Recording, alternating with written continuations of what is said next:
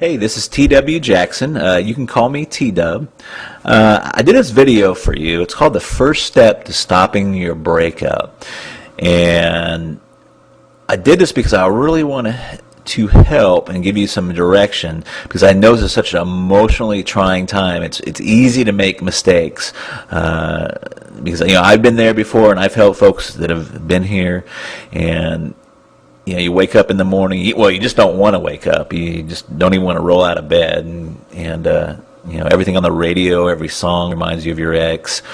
You go to work and you drive by all the places you used to eat and used to go to, and it's so tough to not do the wrong things because we're so emotional. So this is the purpose of the video, and I sure hope it helps you out.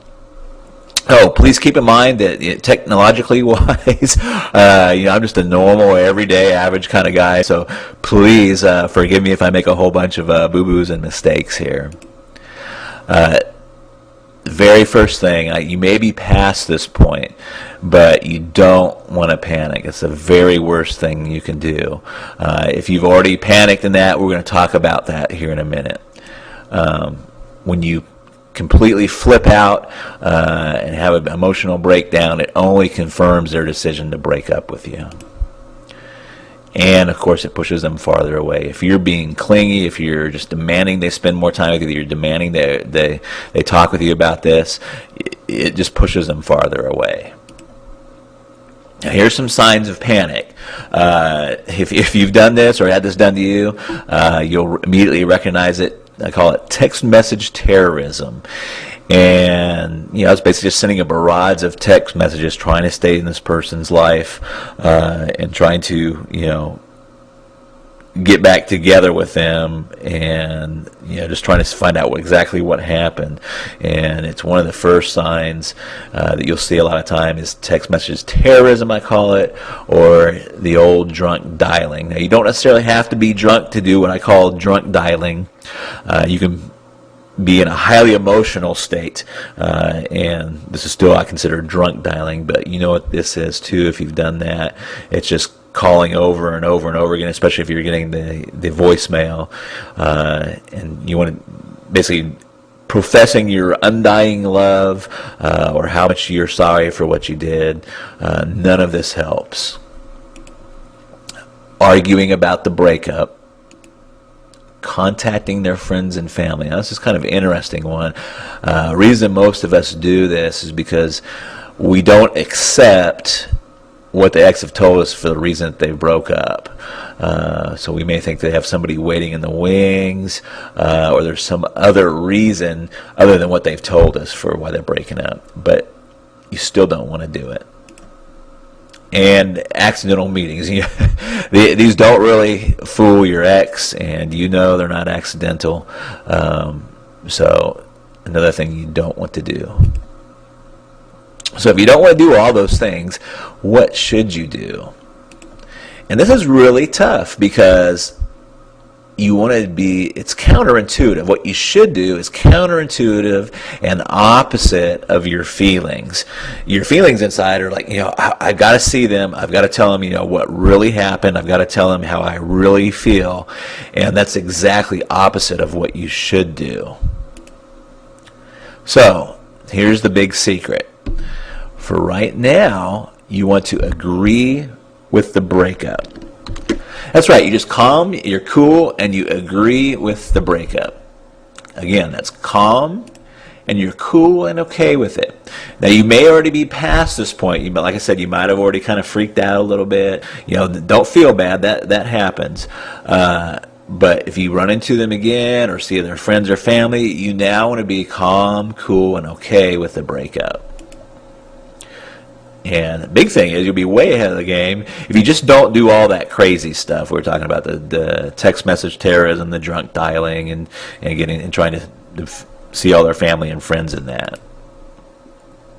Now, why does this work? Well, it works for a lot of very powerful psychological reasons. I'm just going to talk about a couple. And I can't remember if it was my father or my grandfather that introduced me to this phrase, but it's so true through life. It's the hungry dog doesn't get fed. If you just imagine for a moment, you hear some scratching on your front door, and you open the door, and it's some mangy dog with his ribs sticking out, and he's you can tell he's starving to death. But your first instinct is to get him out, to get him away from your doorstep. Now, if you open that door and, it's a well-groomed dog, you tell he's fed, he's got a collar, he belongs to somebody, and you treat that dog a lot better than you treat the dog that's, kind of showed up on your doorstep hungry, if you will. Now, their main psychological reason, and please burn this into your head or memory, write it down, is people want what they can't have. This is so true. Whether it's jobs, when is it hardest to get a job? When you don't have a job. It's easy to get a job when you already have one. The same is true with money and credit. They loan money to people that don't need the money all the time. When you have no credit, it's almost impossible to get any credit. And the same things hold true with love and attention. So, if you've blown it, it's okay. Is there still a chance? You betcha. And here's what you want to do. You just want to write a short note and include these things. Don't add to it and don't take away from it. But you want to let them know you're okay with the breakup now. You tell him or her that you agree with the decision to break up. If you did something bad, like have an affair, just briefly apologize. If you didn't do anything bad, don't find something to apologize about. That will be worse. But if you did something bad, just briefly apologize. Then tell them something really exciting has happened in your life, and you need to tell them about it sometime. Let them know that you want to give them some time to themselves for now, and then close by saying, maybe at some point we can be friends. And remember, you want to be calm, and you want to have a cool tone.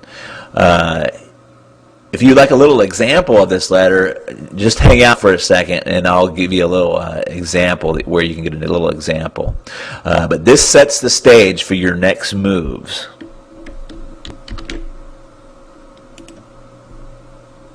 Now, if you'd like to learn more, I really debated over this because for a couple reasons. These are very controversial tactics, and some have called these mind control, and I've not very often because I'm usually helping people that want to get back with their exes, but it makes me very leery, and I thought for a long time before I actually released some of this information because I don't know who is exactly is going to be getting this. I'm assuming that you're an average, well-meaning individual, and that you're trying to get back with your ex with good intentions. So I just want to say that this is not for stalkers. It's not to be used for any kind of revenge. Don't try to get back together with them and just to break up with them or break their hearts.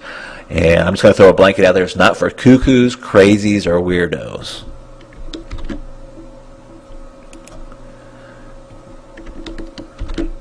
This is for just normal, loving people that have made some type of mistake in their relationships and want the best advantage of putting this back together and stopping their breakup and repairing their relationship.